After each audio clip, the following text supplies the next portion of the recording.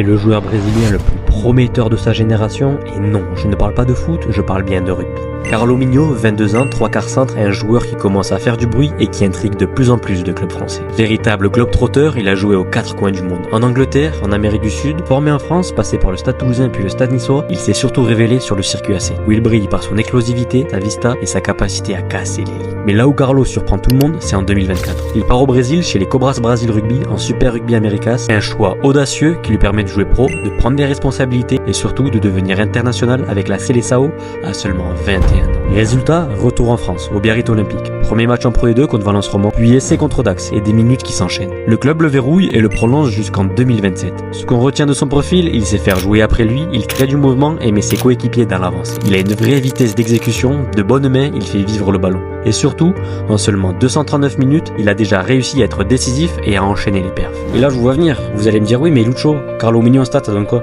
Il est bon ou pas? Eh bien Carlo Migno en stats, ça donne ça. Grâce à mon radar, je l'ai comparé au centre médian de Pro D2 et les chiffres parlent d'eux-mêmes. En seulement 239 minutes jouées, Carlo claque 1,34 flood par 80 minutes. C'est bien au-dessus du profil médian en Pro D2. Son atout, il fait vivre le ballon après contact, il crée du jeu même sous pression. Et en défense, 74% de réussite au plaquage, c'est propre et c'est rassurant pour son âge. Carlo Migno, finalement, c'est un pari gagnant, un crack en pleine explosion. Mais surtout, sera-t-il le premier Brésilien à laisser une empreinte dans le rugby européen? Car oui,